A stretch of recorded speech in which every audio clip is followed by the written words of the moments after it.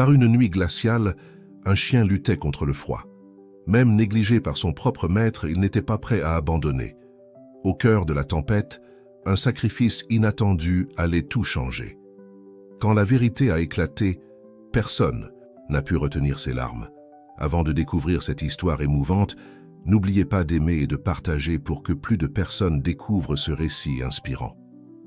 Le vent hurlait impitoyablement cette nuit d'hiver, transformant le petit village de Val-des-Neiges en un paysage presque surnaturel. Les flocons de neige dansaient dans l'air comme de petits diamants gelés, s'accumulant sur les fenêtres des maisons et transformant les rues en un tapis blanc et silencieux. Au bout d'une route isolée, une maison en bois se détachait dans le paysage, avec une lumière vacillante s'échappant à travers les fenêtres embuées.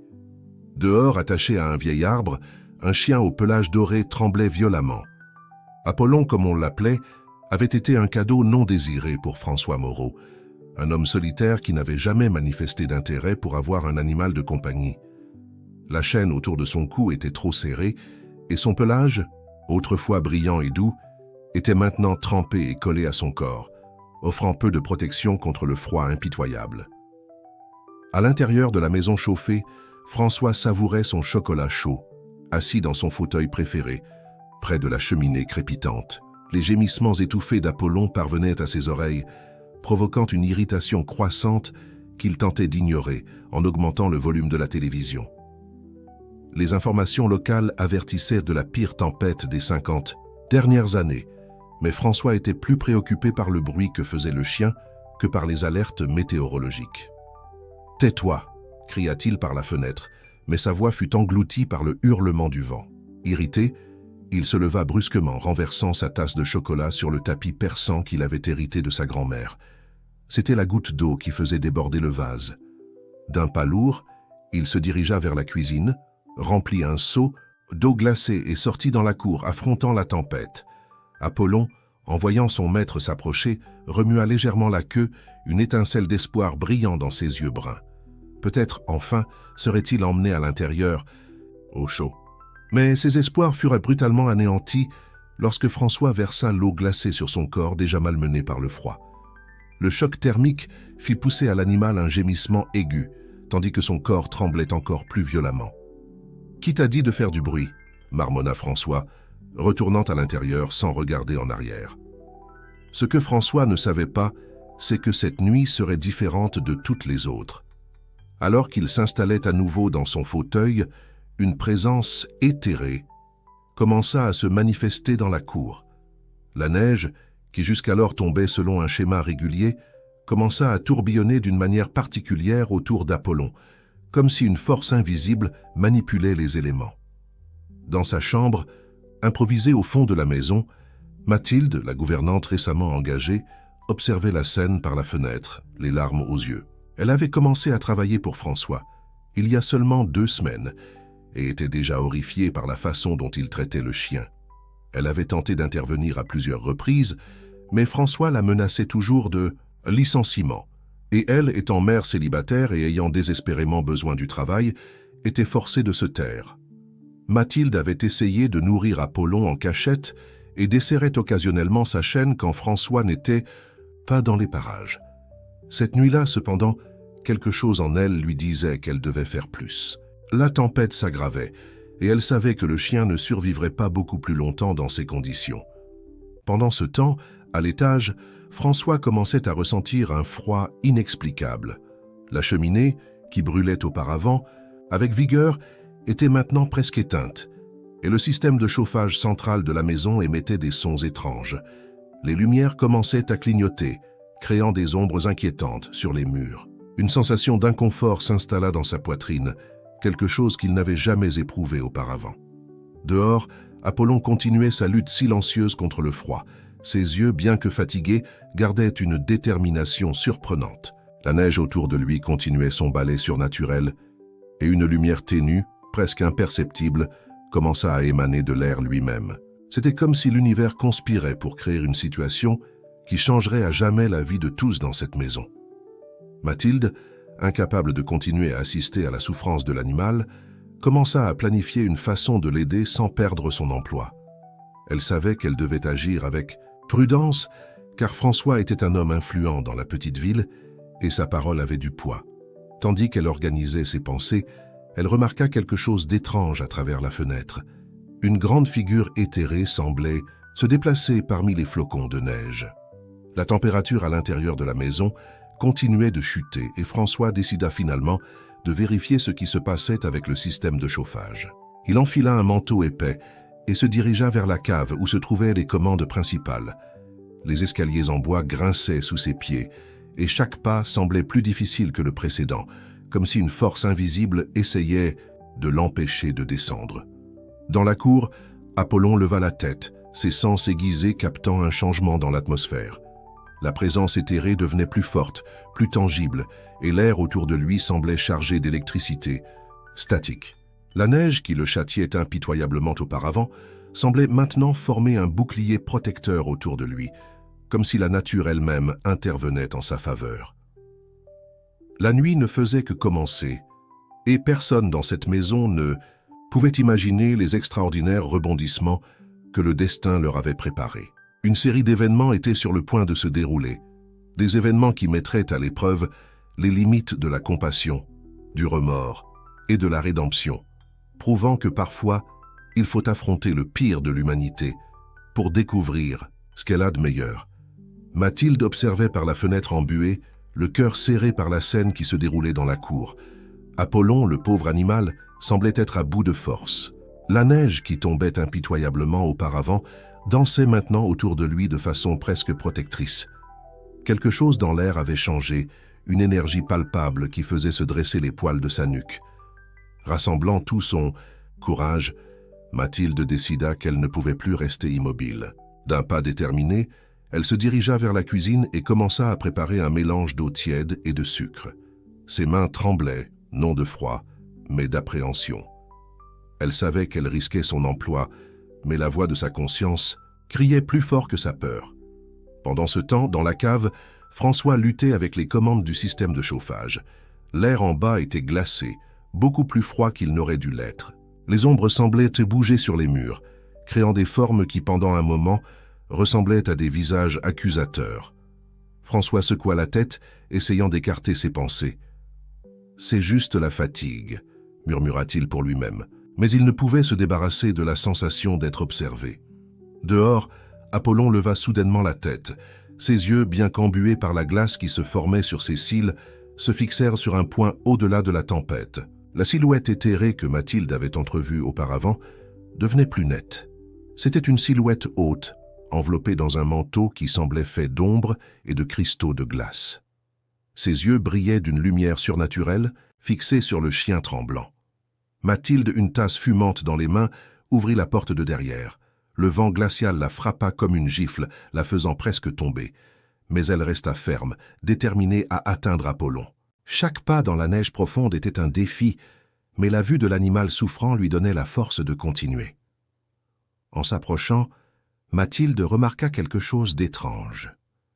La neige autour d'Apollon semblait différente, plus douce, presque accueillante, et il y avait une lumière ténue, comme un halo entourant l'animal.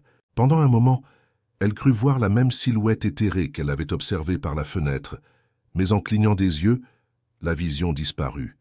« Apollon !» appela-t-elle doucement, s'approchant avec précaution. Le chien leva les yeux vers elle, un mélange de gratitude et de résignation dans son regard. Mathilde s'agenouilla dans la neige, ignorant le froid qui pénétrait à travers son pantalon, et offrit la boisson tiède à l'animal. Apollon but avidement, la chaleur du mélange semblant redonner un peu de vie à son corps malmené. Tout, en caressant le pelage trempé d'Apollon, Mathilde remarqua quelque chose qui la fit suffoquer d'horreur. La chaîne autour du cou du chien était si serrée qu'elle avait commencé à entailler sa peau. De petits filets de sang gelé tachaient son pelage doré. Des larmes commencèrent à couler sur le visage de Mathilde, gelant avant même d'atteindre son menton. « Mon Dieu, qu'est-ce qu'ils t'ont fait ?» chuchota-t-elle, sa voix étranglée par l'émotion. À ce moment, un bruit venant de la maison la fit se retourner brusquement. François était de retour dans le salon, jurant à haute voix en constatant que le système de chauffage ne fonctionnait pas. Mathilde savait qu'elle devait agir rapidement. Avec des doigts tremblants, elle commença à travailler sur la chaîne d'Apollon, essayant de la desserrer. À l'intérieur de la maison, François ressentait une inquiétude croissante. Le froid semblait s'être intensifié, et les ombres sur les murs semblaient bouger d'elles-mêmes. Quelque chose n'allait vraiment pas. C'est alors qu'il remarqua la porte de derrière entr'ouverte et vit Mathilde agenouillée à côté d'Apollon. Une fureur aveugle le domina. D'un pas lourd, il se dirigea vers la porte, prêt à crier sur Mathilde et à la licencier sur-le-champ. Mais en sortant de la maison, quelque chose d'extraordinaire se produisit. Le vent, qui jusqu'alors hurlait impitoyablement, cessa soudainement. Un silence surnaturel tomba sur la cour. François se figea sur place, les yeux écarquillés devant la scène qui se déroulait devant lui. La silhouette éthérée qu'Apollon et Mathilde avaient entrevue était maintenant pleinement visible, flottant à quelques centimètres au-dessus de la neige. C'était une entité majestueuse et terrifiante. À la fois, son manteau d'ombres et de glace ondulait sans vent, et ses yeux, deux sphères de lumière pure, se fixèrent sur François. L'homme eut l'impression que toute sa vie était examinée et jugée en cet instant. Mathilde, toujours agenouillée à côté d'Apollon, regardait bouche bée l'apparition. Le chien, étonnamment, ne montrait pas de peur. Au contraire, il semblait reconnaître l'entité, sa queue battant légèrement dans la neige. La voix de l'entité, quand elle parla enfin, n'était pas un son, mais une sensation qui résonnait dans leurs esprits. « François Moreau », résonna la voix éthérée, « ta cruauté et ton indifférence face à la souffrance d'un être innocent ne peuvent plus être ignorées. Cette nuit, tu affronteras les conséquences de tes actes. » François essaya de parler, mais sa voix défaillit. Ses jambes tremblaient et il ressentit un froid qui n'avait rien à voir avec la température extérieure. C'était comme si l'univers lui-même le jugeait. L'entité poursuivit. « Mathilde Dubois, ta compassion et ton courage seront récompensés, mais le voyage qui commence cette nuit mettra à l'épreuve les limites de ta bonté. » Mathilde serra instinctivement Apollon contre elle, sentant la chaleur de l'animal contre son corps. Malgré la peur, elle avait le sentiment que quelque chose de monumental était sur le point de se produire. « Cette nuit, » proclama l'entité, sa voix résonnant maintenant dans tout le village, « vos vies seront entrelacées d'une manière que vous ne pouvez imaginer. Le destin de l'un dépendra des choix de l'autre, et à travers ces choix, la véritable nature de vos âmes sera révélée. » Sur ces mots, la silhouette commença à se dissiper, se mélangeant à la neige qui recommençait à tomber. Le vent reprit son hurlement, mais quelque chose avait changé irrévocablement. François, Mathilde et Apollon restèrent immobiles, chacun assimilant ce qui venait de se passer. La nuit était loin d'être terminée, et les défis qui les attendaient mettraient à l'épreuve non seulement leur résistance physique, mais aussi les limites de leur propre humanité. Tandis que la neige continuait de tomber, recouvrant les traces de l'entité mystérieuse, une chose était certaine. Rien ne serait plus comme avant à Val-des-Neiges. Le silence qui suivit l'apparition de l'entité éthérée fut rompu par le hurlement lointain du vent. François, Mathilde et Apollon restèrent immobiles, comme figés dans un tableau surréaliste peint par la neige qui recommençait à tomber doucement. Ce fut Apollon qui bougea le premier, son corps tremblant s'inclinant contre Mathilde à la recherche de chaleur et de réconfort. Ce simple geste sembla rompre l'enchantement. Mathilde, sortant de sa stupeur, serra le chien plus fort, lui murmurant des paroles de réconfort à l'oreille. Ses yeux, cependant, ne quittaient pas François, qui restait figé à la porte, son visage un masque de choc et d'incrédulité. Qu'est-ce que c'était? La voix de François sortit, tremblante, presque méconnaissable.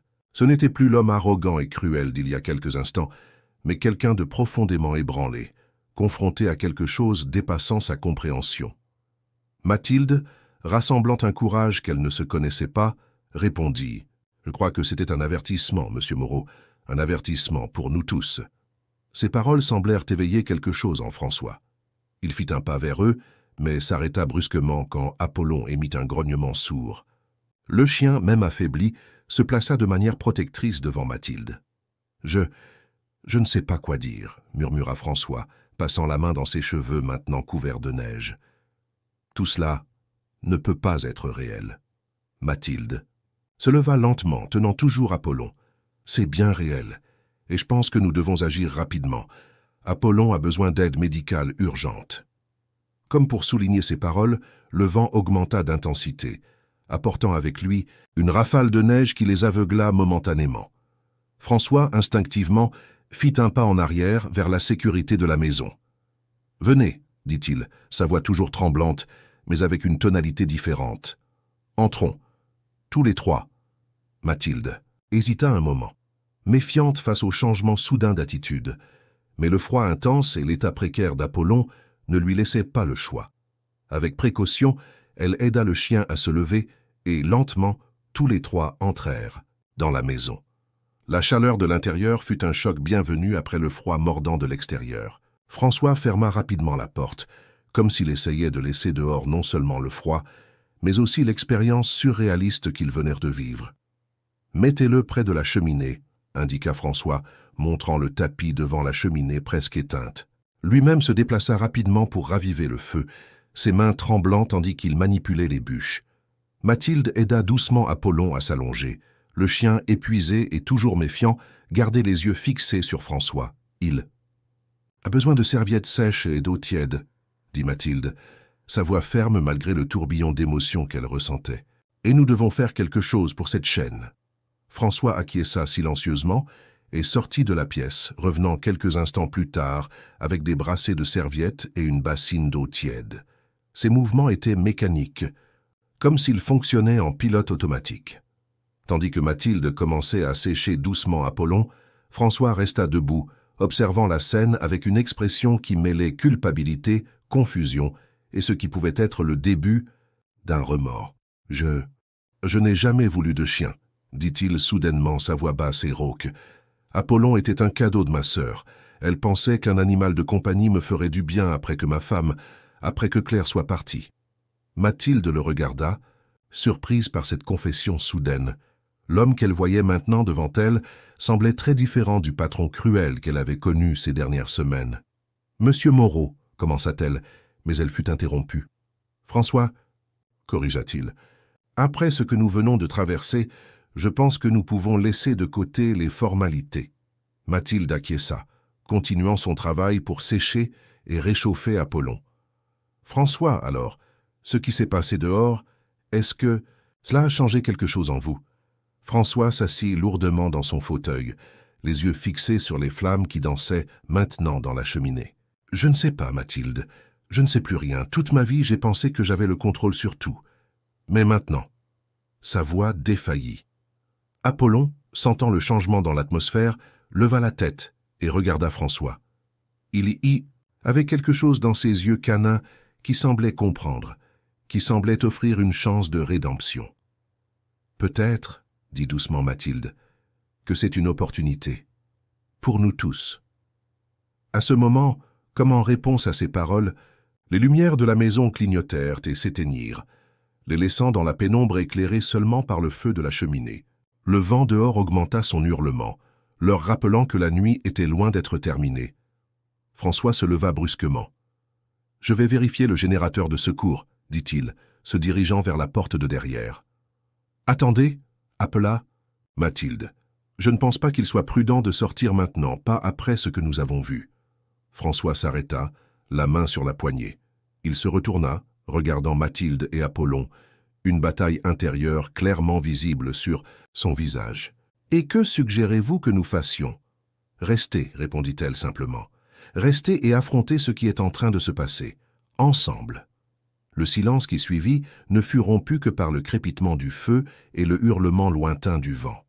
François lentement s'éloigna de la porte et revint près d'eux. Apollon, comme s'il sentait la tension dans l'air, laissa échapper un petit gémissement. Mathilde porta immédiatement son attention sur lui, examinant la chaîne qui le retenait. « Encore. Nous devons enlever ça, dit-elle, sa voix mêlant détermination et inquiétude. Ça lui fait mal. » François hésita un moment avant de s'agenouiller à côté d'eux. « J'ai un outil dans mon bureau qui pourrait t'aider, » dit-il d'une voix basse. « Je vais le chercher. » Tandis que François quittait la pièce, Mathilde continua à réconforter Apollon, lui murmurant des paroles d'encouragement. Le chien, malgré son état affaibli, semblait répondre positivement. sa queue battant légèrement contre le tapis. Dehors, la tempête continuait à rugir, mais à l'intérieur de la maison, quelque chose changeait. Une petite étincelle de compassion avait été allumée, et avec elle la promesse d'une transformation. Ce qu'aucun d'entre eux ne savait, c'est que la nuit réservait encore beaucoup de surprises, et que le voyage de rédemption de François ne faisait que commencer. Les paroles de l'entité éthérée résonnaient silencieusement dans l'air. Le destin de l'un dépendrait des choix de l'autre. Et ces choix étaient sur le point d'être testés d'une manière qu'aucun d'entre eux ne pouvait imaginer. Le silence qui régnait dans la pièce n'était brisé que par le crépitement doux du feu dans la cheminée et la respiration haletante d'Apollon. Mathilde, toujours agenouillée à côté du chien, leva les yeux quand elle entendit les pas de François revenant du bureau. Il portait dans ses mains une pince robuste, son visage un masque de détermination mêlé d'appréhension. « Cela devrait faire l'affaire », dit François, s'agenouillant à côté de Mathilde et d'Apollon. Ses mains tremblaient légèrement, alors qu'il s'approchait de la chaîne qui serrait le cou de l'animal. Apollon, instinctivement, recula un peu, un léger grognement s'échappant de sa gorge. Mathilde posa une main douce sur le pelage humide du chien, l'apaisant. « Tout va bien, Apollon, murmura-t-elle. Nous allons t'aider. » François hésita, la pince suspendue en l'air. « Je n'ai jamais voulu lui faire de mal, » dit-il, sa voix presque un murmure. « Je ne savais simplement pas comment m'y prendre avec lui. » Mathilde l'observa un moment, voyant pour la première fois la vulnérabilité derrière la façade dure que François avait toujours maintenue. « Parfois, » dit-elle doucement, « il est plus facile d'éloigner quelque chose que nous ne comprenons pas plutôt que d'essayer de le comprendre. » Avec un hochement de tête presque imperceptible, François s'approcha de nouveau. Avec précaution, il positionna la pince sur la chaîne, faisant de son mieux pour ne pas toucher la peau blessée d'Apollon. Avec un effort, la chaîne céda, se brisant avec un claquement métallique qui sembla résonner dans la maison silencieuse. Apollon, sentant le poids familier disparaître de son cou, leva la tête, ses yeux rencontrant ceux de François. Pendant un moment, l'homme et l'animal se regardèrent, une compréhension silencieuse passant entre eux. « Merci », dit Mathilde, brisant le silence. Elle examina doucement le cou d'Apollon, évaluant les dégâts. « Nous devons nettoyer ses blessures. » François se leva rapidement. « Il y a une trousse de premier secours dans la salle de bain. Je vais la chercher. » Tandis qu'il quittait la pièce, Mathilde continua à réconforter Apollon, remarquant comme le chien semblait plus détendu maintenant qu'il était libéré de la chaîne. Dehors, la tempête continuait à rugir, leur rappelant la situation extraordinaire dans laquelle ils se trouvaient. François revint avec la trousse de premier secours et un bol d'eau tiède. Ensemble, lui et Mathilde commencèrent à nettoyer soigneusement les blessures d'Apollon. Le chien resta étonnamment calme pendant le processus, comme s'il comprenait qu'ils essayèrent de l'aider. « Vous savez, » commença François, sa voix basse tandis qu'il travaillait, « ma femme, Claire, avait toujours voulu un chien. Je disais toujours que nous n'avions pas le temps, que notre vie était trop occupée. » Mathilde le regarda, l'encourageant silencieusement à continuer. « Quand elle nous a quittés. » François déglutit, luttant avec les mots. « Je me suis fermé, à tout et à tous. Quand ma sœur a amené Apollon, j'ai vu en lui un rappel constant de tout ce que j'avais perdu, de toutes les promesses que je n'avais pas tenues. » Apollon, comme s'il sentait l'émotion dans les paroles de François, s'approcha un peu, posant son museau sur la main de l'homme. « Mais cela ne justifie pas la façon dont je l'ai traité, » continua François, sa voix étranglée. « Rien ne le justifie. » Mathilde posa une main réconfortante sur l'épaule de François. « L'important est que vous le voyiez maintenant. Il est encore temps de changer et de faire les choses différemment. » À ce moment, un bruit venant de l'étage les fit tous se figer. C'était comme si quelqu'un marchait dans la chambre au-dessus d'eux. « Y a-t-il quelqu'un d'autre dans la maison ?» demanda Mathilde, sa voix à peine plus qu'un murmure. François secoua la tête, les yeux écarquillés. « Non, il n'y a que nous trois. » Apollon se leva, ses oreilles en alerte, un grognement sourd se formant dans sa gorge. « Peut-être que c'est juste le vent, » suggéra Mathilde, mais sa voix trahissait son incertitude. François se leva lentement. « Je vais vérifier, » dit-il, mais avant qu'il puisse faire un pas vers les escaliers, les lumières clignotèrent à nouveau, cette fois restant allumées. Au moment où la clarté revint, tous haletèrent de choc. Au centre de la pièce, se matérialisant comme si elle sortait des ombres mêmes, se tenait la figure éthérée qu'ils avaient vue dans la cour. Sa présence était encore plus impressionnante à l'intérieur de la maison. Son manteau d'ombres et de glace semblait absorber la lumière environnante, créant un effet hypnotisant. Ses yeux, deux sphères de lumière pure, se fixèrent sur François. François Moreau. La voix de l'entité résonna non pas dans l'air, mais directement dans leurs esprits. Tu as commencé le voyage de la rédemption, mais il reste encore beaucoup à faire. François fit un pas en avant, tremblant visiblement, mais François fit un pas en avant, tremblant visiblement, mais avec une détermination nouvellement découverte dans ses yeux. « Qu'est-ce que vous êtes ?» demanda-t-il. La silhouette sembla grandir, remplissant la pièce de sa présence. « Je suis beaucoup de choses. Je suis l'équilibre, je suis la justice cosmique. Je suis ici pour guider, pour tester, et, si nécessaire, pour juger. » Mathilde, toujours agenouillée près d'Apollon, sentit un frisson parcourir son échine. Le chien, étonnamment, semblait calme en présence de l'entité, comme s'il la reconnaissait d'une certaine façon. « Vous trois, » continua l'entité, « êtes unis par des liens plus profonds que vous ne pouvez imaginer. Cette nuit n'est que le début d'un voyage qui testera non seulement votre courage, mais l'essence même de qui vous êtes. » D'un geste fluide de sa main éthérée, l'entité fit en sorte que les murs de la pièce semblent fondre, révélant des scènes du passé. François se vit dans les moments heureux avec Claire, vit le jour où il reçut la nouvelle de son départ, vit sa descente dans l'amertume et le ressentiment. Mathilde vit des flashs de sa propre vie, les défis qu'elle avait affrontés en tant que mère célibataire, les choix difficiles qui l'avaient amené à travailler pour François. Et Apollon. Apollon vit son voyage depuis qu'il était chiot, l'amour qu'il avait reçu de la sœur de François, la confusion et la peur quand il avait été amené dans cette maison, et les moments de gentillesse furtive de Mathilde. « Le passé vous a façonné, » dit l'entité, sa voix résonnant avec puissance. « Mais c'est l'avenir qui définira qui vous êtes vraiment.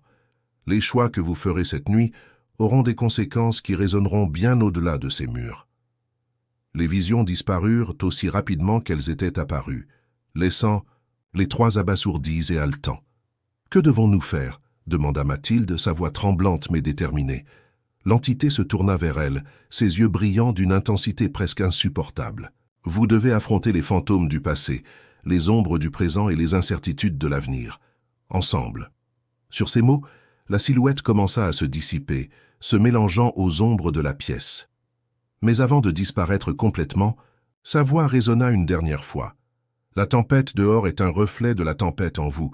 Ce n'est que lorsque vous trouverez la paix intérieure que le monde autour de vous s'apaisera. » Et puis, aussi soudainement qu'elle était apparue, l'entité disparut, laissant François, Mathilde et Apollon seuls dans la pièce éclairée, le vent hurlant dehors comme un rappel constant du défi auquel ils faisaient face. Les trois se regardèrent, chacun assimilant ce qui venait de se passer. La nuit était loin d'être terminée, et les secrets révélés n'étaient que le début d'un voyage qui promettait de transformer leur vie à jamais.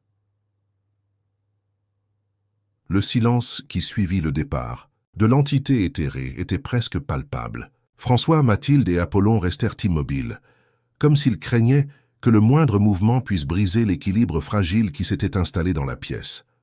Le crépitement du feu dans la cheminée semblait étrangement fort au milieu du silence, projetant des ombres dansantes sur les murs.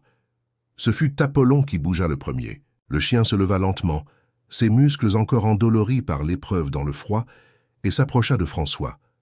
Avec hésitation, il frôla la main de l'homme avec son museau, comme pour offrir du réconfort. François regarda l'animal, surpris par ce geste. Lentement, presque avec crainte, il leva la main et caressa la tête d'Apollon. « Je suis désolé, » murmura-t-il, la voix étranglée. Mathilde observait la scène, sentant une vague d'émotion la traverser. « Je pense que nous avons tous beaucoup à assimiler, » dit-elle doucement. François acquiesça, caressant toujours Apollon. « Vous avez vu les mêmes choses que moi, ces visions ?» « Oui, » répondit Mathilde. « J'ai vu des moments, De ma vie, des moments que je préférerais oublier. Le vent dehors hurla avec plus de force, faisant trembler les fenêtres. Apollon se recroquevilla légèrement au son, et François instinctivement le rapprocha de lui. « L'entité a dit que nous devons affronter nos fantômes, » dit François, sa voix gagnant un peu de force. « Mais comment faisons-nous cela ?» Mathilde se leva marchant jusqu'à la fenêtre. La neige continuait à tomber abondamment, transformant le monde extérieur en une mer blanche et turbulente. « Je pense que nous devons être honnêtes, » dit-elle, se retournant pour faire face à François. « Complètement honnêtes. Surtout. » François déglutit, visiblement mal à l'aise avec cette idée. Mais alors, il regarda Apollon, les marques que la chaîne avait laissées sur son cou, et quelque chose dans ses yeux changea. « Vous avez raison, dit-il finalement. Je ne peux plus fuir ce que j'ai fait, ce que je suis. » Mathilde s'assit sur le canapé, invitant François à faire de même. Apollon, sentant le changement dans l'atmosphère, s'installa à leurs pieds, comme pour offrir un soutien silencieux. « Pourquoi ne commencez-vous pas par me parler de Claire ?» suggéra doucement Mathilde. François ferma les yeux un moment, comme pour rassembler ses forces. Quand il les rouvrit, ils étaient embués. « Claire elle était lumière, commença-t-il. Je l'ai rencontrée à l'université. J'étais ce type ambitieux, uniquement concentré sur ma carrière, et elle m'a montré qu'il y avait plus dans la vie. » Tandis que François parlait, les ombres dans la pièce semblaient bouger, comme si elles répondaient à l'énergie de ses paroles. Mathilde et Apollon écoutaient attentivement, sentant que chaque mot était important. « Nous nous sommes mariés, jeunes, pleins de rêves. Je lui ai promis le monde, vous savez. J'ai dit que nous construirions une vie merveilleuse ensemble. Mais ensuite, le travail a commencé à tout consumer. Je passais des nuits au bureau, des week-ends en déplacement. Claire passait au second plan. François fit une pause, sa voix tremblant légèrement. Elle voulait des enfants, elle voulait un chien, elle voulait construire une famille. Et moi, je disais toujours « plus tard ». Il y avait toujours un nouveau projet, un nouveau client. Apollon, comme s'il ressentait la douleur dans les paroles de François, se rapprocha, posant sa tête sur son genou. « Un jour, » continua François, « je suis rentré à la maison et j'ai trouvé une lettre. Claire était partie. Elle disait qu'elle ne pouvait plus vivre une vie de promesses vides et de rêves reportés. Elle disait qu'elle m'aimait, mais qu'elle devait s'aimer aussi. » Mathilde tendit la main, touchant doucement le bras de François. « Je suis désolé, » dit-elle doucement. François secoua la tête. « Le pire, c'est que je savais qu'elle avait raison. Je l'avais négligée, j'avais négligé notre vie ensemble. Mais au lieu d'affronter cela, je me suis enfoncé encore plus dans le travail. Je suis devenu amer, rancunier. Le vent dehors sembla s'intensifier, comme en réponse à l'intensité de la confession de François. Quand ma sœur a amené Apollon, poursuivit-il, j'ai vu en lui toutes les promesses que je n'avais pas tenues envers Claire. Chaque fois que je le regardais, j'étais rappelé à mon échec. Et alors je l'ai traité terriblement, comme si je me punissais moi-même à travers lui. » Apollon leva la tête, ses yeux rencontrant ceux de François. Il y avait une compréhension presque surnaturelle dans ce regard, comme si le chien comprenait et pardonnait. Mathilde, les larmes aux yeux, dit « François, le passé ne peut être changé, mais l'avenir est encore entre vos mains. » À ce moment, comme en réponse aux paroles de Mathilde, les lumières de la maison clignotèrent à nouveau. Une brise froide parcourut la pièce, malgré toutes les fenêtres fermées. « Je pense que c'est à mon tour, » dit Mathilde, sa voix tremblant légèrement. « Il y a des choses sur moi, sur mon passé, que vous devez savoir. » François et Apollon se tournèrent vers elle, attentifs. La tempête dehors semblait s'intensifier, comme si l'univers lui-même était impatient d'entendre l'histoire de Mathilde. Tandis qu'elle se préparait à parler, les ombres dans la pièce semblaient s'épaissir, créant une atmosphère presque mystique. C'était comme si le passé, le présent et l'avenir convergeaient en ce moment, dans cette pièce. Mathilde respira profondément, prête à révéler ses propres fantômes. La nuit était loin d'être terminée, et les révélations à venir promettaient de changer le cours de leur vie à jamais. Mathilde ferma les yeux un moment, rassemblant son courage. Quand elle les ouvrit, son regard rencontra celui de François et d'Apollon, qu'il observait avec un mélange de curiosité et d'appréhension. Le vent dehors semblait avoir diminué, comme si la nature elle-même attendait d'entendre son histoire. « Ma vie », commença Mathilde, sa voix basse mais ferme, n'a pas été facile. J'ai grandi dans une famille modeste, avec des parents qui travaillaient jour et nuit pour nous faire vivre. Très tôt, j'ai appris que rien ne viendrait gratuitement. François acquiesça silencieusement, reconnaissant la détermination qu'il avait toujours vue chez Mathilde, comprenant maintenant son origine. À 18 ans, continua-t-elle, j'ai rencontré Julien. Il avait quelques années de plus, c'était charmant, plein de promesses d'une vie meilleure. J'étais ébloui, je pensais avoir trouvé ma sortie d'une vie de difficulté. Apollon, sentant le changement de ton chez Mathilde, s'approcha d'elle, posant sa tête sur ses genoux en un geste de réconfort. Au début, tout semblait être un rêve. Julien me couvrait de cadeaux, m'emmenait dans des endroits que je n'avais jamais imaginé connaître. Mais ensuite, les choses ont commencé à changer. Mathilde fit une pause, caressant distraitement les oreilles d'Apollon. Il est devenu contrôlant, jaloux. Il voulait savoir où j'étais à chaque instant, avec qui je parlais. Peu à peu, je me suis isolé de mes amis et de ma famille. François se pencha en avant, son expression mêlant inquiétude et compréhension. « Mathilde, vous n'avez pas besoin… » Elle leva la main, l'interrompant doucement. « Non, je dois raconter. Vous devez comprendre. » Le feu dans la cheminée crépita, projetant des ombres dansantes sur les murs, comme pour illustrer les oscillations émotionnelles du récit de Mathilde. « Un jour, poursuivit-elle, sa voix tremblant, légèrement, j'ai découvert que j'étais enceinte, Julien. Il n'a pas bien réagi, il a dit qu'un enfant ruinerait nos projets, que je l'avais fait exprès pour l'attacher. » Apollon laissa échapper un petit gémissement, comme s'il ressentait la douleur dans les paroles de Mathilde. « C'est cette nuit-là qu'il m'a frappé pour la première fois, » dit-elle, des larmes silencieuses coulant sur son visage. « Je savais que je devais partir, pas seulement pour moi, mais pour le bébé. » François serra les poings, une vague de colère parcourant son corps. « Qu'avez-vous fait » demanda-t-il, sa voix à peine un murmure tendu. « J'ai fui » répondit Mathilde. « Au milieu de la nuit, avec seulement les vêtements que je portais et un peu d'argent que j'avais caché. J'ai passé des mois à me déplacer de ville en ville, toujours regardant par-dessus mon épaule, craignant que Julien me retrouve. » Le vent dehors hurla à nouveau, comme pour faire écho à la turbulence de l'histoire de Mathilde. Ma fille, Sophie, est née dans un refuge pour femmes. C'est là que j'ai trouvé la force de recommencer. J'ai trouvé un emploi, j'ai repris mes études. Chaque jour était une lutte, mais regarder Sophie me donnait la force de continuer. François et Apollon écoutaient attentivement, tous deux, visiblement touchés par le courage de Mathilde. « Quand j'ai vu l'annonce pour travailler ici, » continua-t-elle, regardant directement François, « j'ai vu une opportunité de prendre un nouveau départ. Un endroit isolé, loin de la ville, où Julien ne me trouverait jamais. Mais… » Elle fit une pause, respirant profondément. « Mais j'ai laissé Sophie avec ma mère. Je ne pouvais pas l'amener ici sans savoir si ce serait sûr, si l'emploi fonctionnerait. Cette séparation a été la chose la plus difficile que j'ai jamais faite. » Le silence qui suivit était lourd, chargé d'émotions. François semblait lutter avec ses propres émotions, son visage un masque de culpabilité et de compréhension. « Mathilde, » dit-il finalement, sa voix rauque, « je n'avais aucune idée. Tout ce temps, vous portiez ce poids seul. Et moi, j'ai seulement rendu les choses plus difficiles avec mon comportement. » À ce moment, quelque chose d'extraordinaire se produisit. Les ombres dans la pièce semblèrent prendre vie, dansant et se déplaçant de façon non naturelle.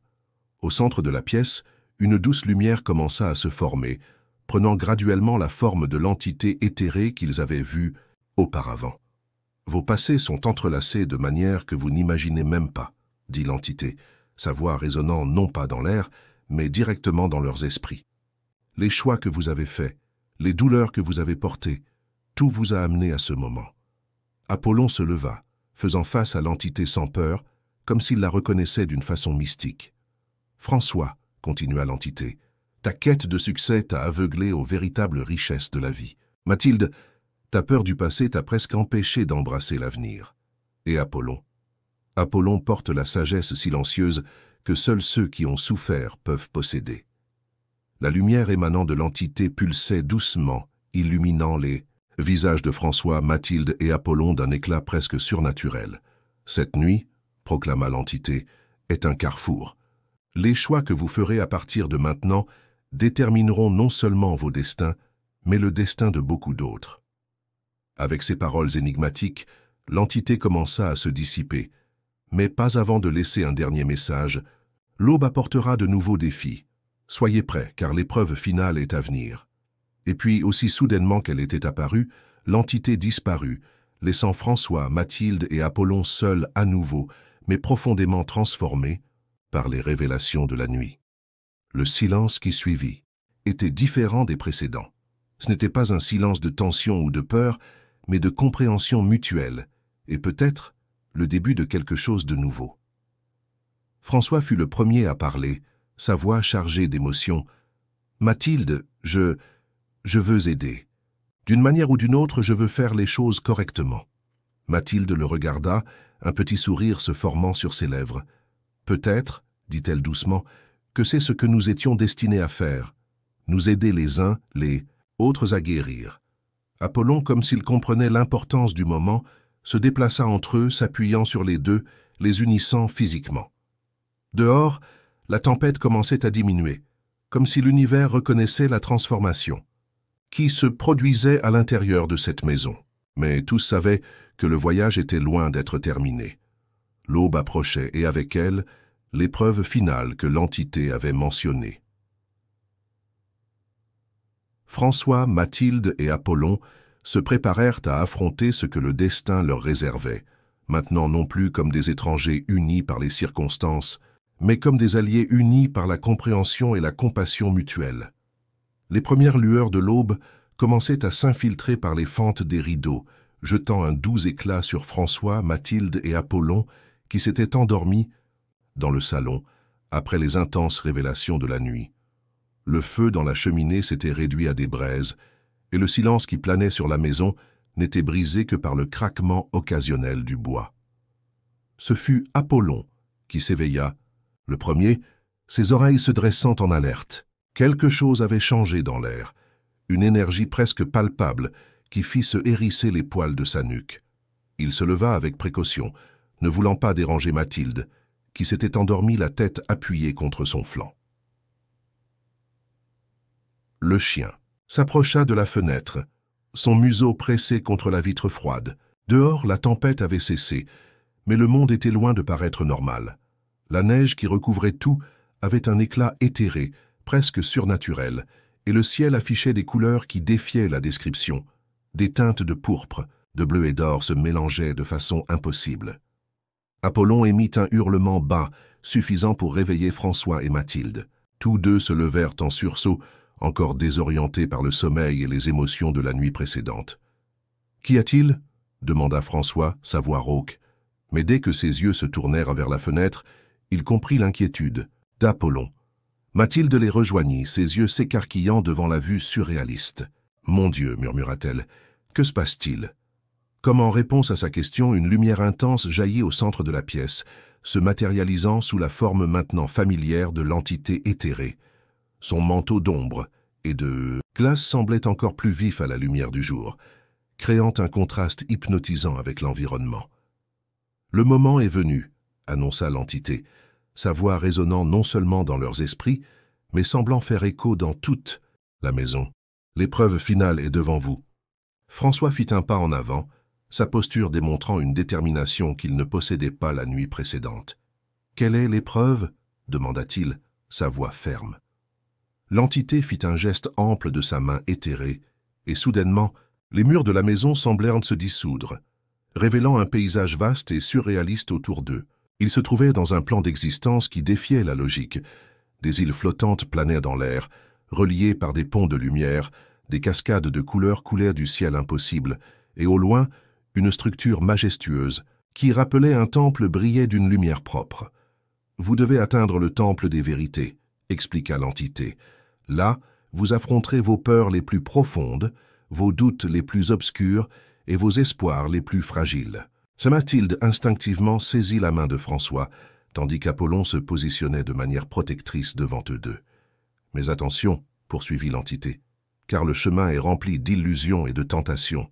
Chaque choix que vous ferez façonnera non seulement votre destin, mais le destin de tous ceux que vos vies touchent. » Sur ces mots, l'entité commença à se dissiper, mais pas avant de laisser un dernier avertissement.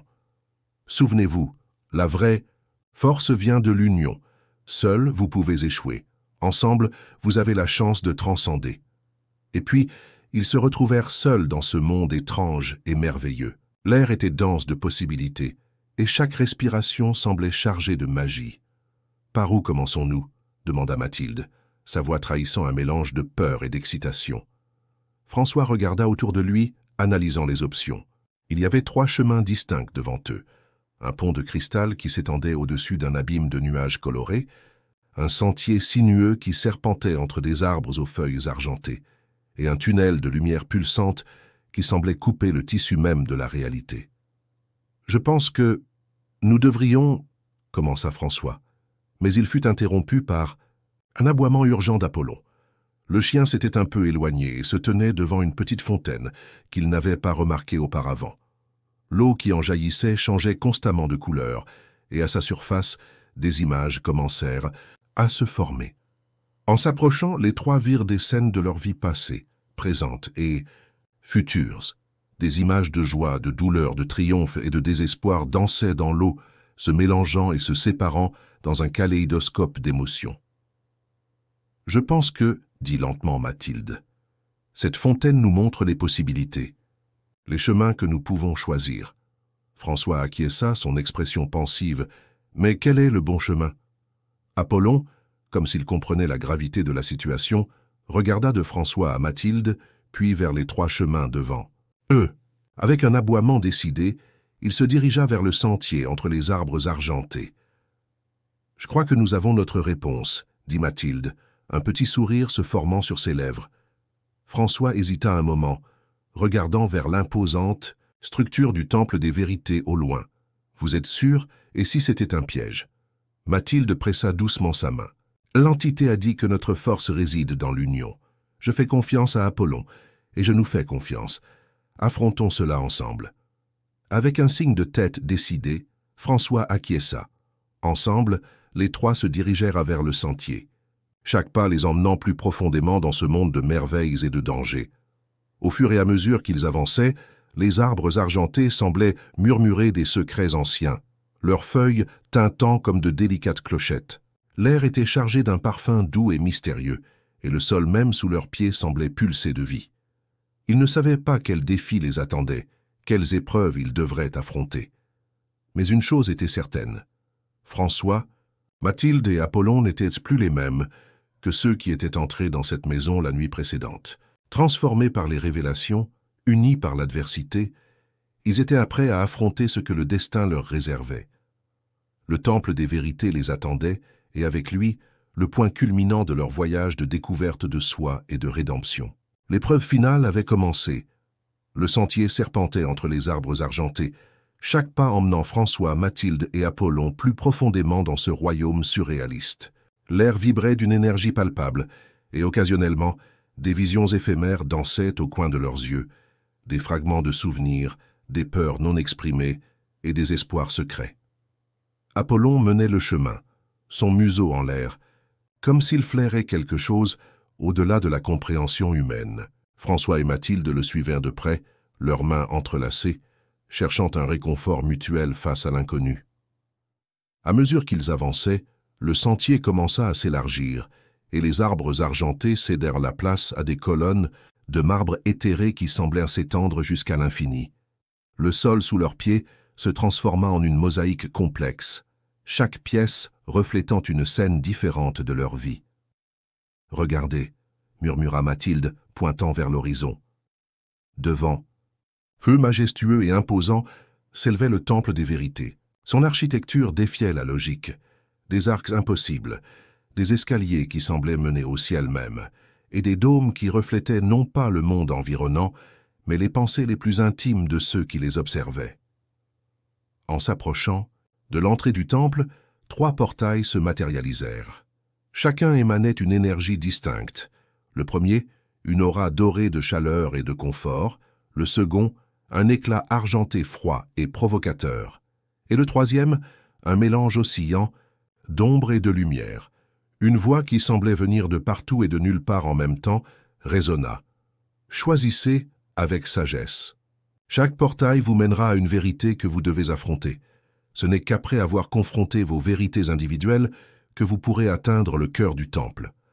François fit un pas en avant, son expression déterminée. « J'y vais en premier, dit-il, se dirigeant vers le portail argenté. Dès qu'il le traversa, François se retrouva dans un bureau familier, son ancien lieu de travail. Devant lui, une version plus jeune de lui-même travaillait furieusement, des piles de documents l'entourant. Dans un coin de la pièce, une silhouette translucide de Claire l'observait avec tristesse. « Est-ce vraiment ce que tu veux ?» demanda la voix de l'entité. « Une vie dédiée au travail, négligeant ceux que tu aimes ?»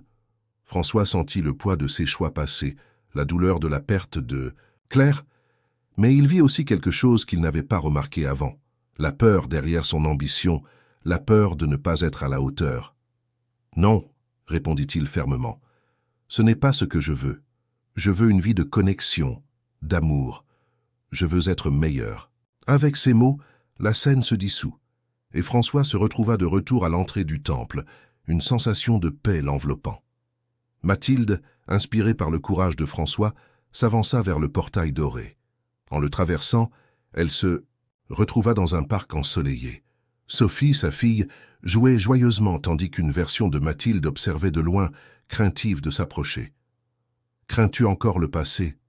demanda l'entité. « Permets-tu encore qu'il dicte ton avenir ?»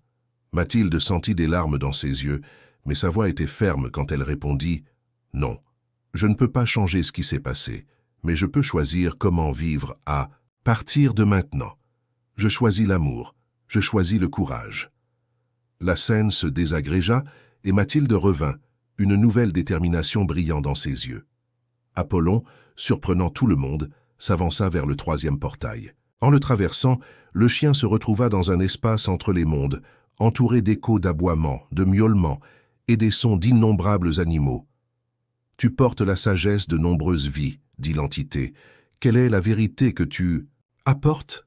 Apollon, d'une façon ou d'une autre capable de communiquer dans ce royaume mystique, répondit « La vérité de l'amour inconditionnel, de la loyauté même face à la cruauté, la vérité que tous les êtres sont connectés et que la compassion est la force la plus puissante de l'univers. » Dans un flash de lumière, Apollon revint, ses yeux brillants d'une sagesse ancienne. Unis à nouveau, François, Mathilde et Apollon avancèrent vers le cœur du temple. Là, ils trouvèrent un miroir colossal, qui reflétait non pas leur apparence physique, mais l'essence de qui ils étaient. L'entité apparut une dernière fois, sa forme maintenant plus nette, presque tangible. Vous avez affronté vos vérités individuelles. Maintenant, voyez la vérité qui vous unit. Dans le miroir, ils se virent non pas comme ils étaient, mais comme ils pourraient être, François, un homme compatissant et présent.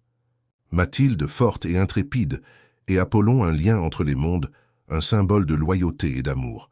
Le véritable test, dit l'entité, n'était pas d'arriver ici, mais ce que vous ferez des vérités que vous avez découvertes.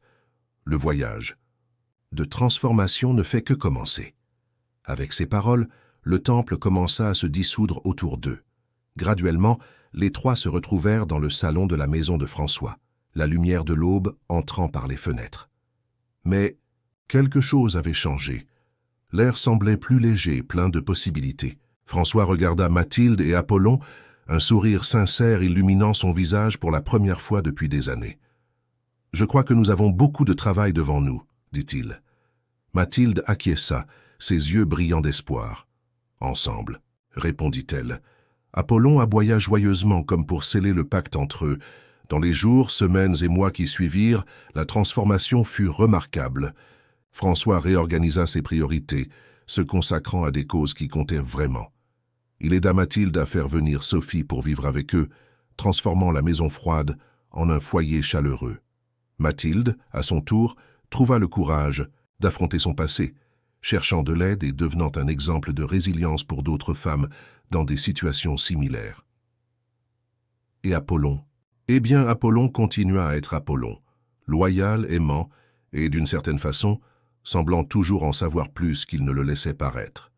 La petite communauté de Val-des-Neiges fut témoin de cette transformation. La maison qui était auparavant un symbole d'isolement devint un phare d'espoir et de renouveau.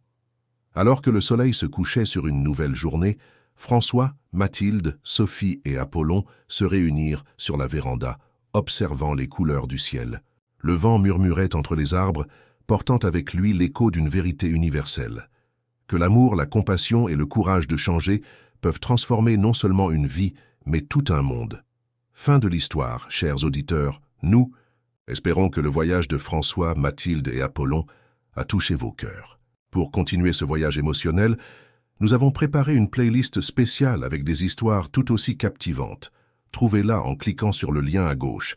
Si vous avez aimé cette histoire, n'oubliez pas de vous abonner à notre chaîne et de laisser un j'aime sur la vidéo. Chaque jour, nous apportons des histoires uniques qui explorent la complexité de la vie. Ne manquez pas nos prochains contenus. Nous sommes impatients de lire vos commentaires et de savoir comment cette histoire a résonné en vous. À la prochaine.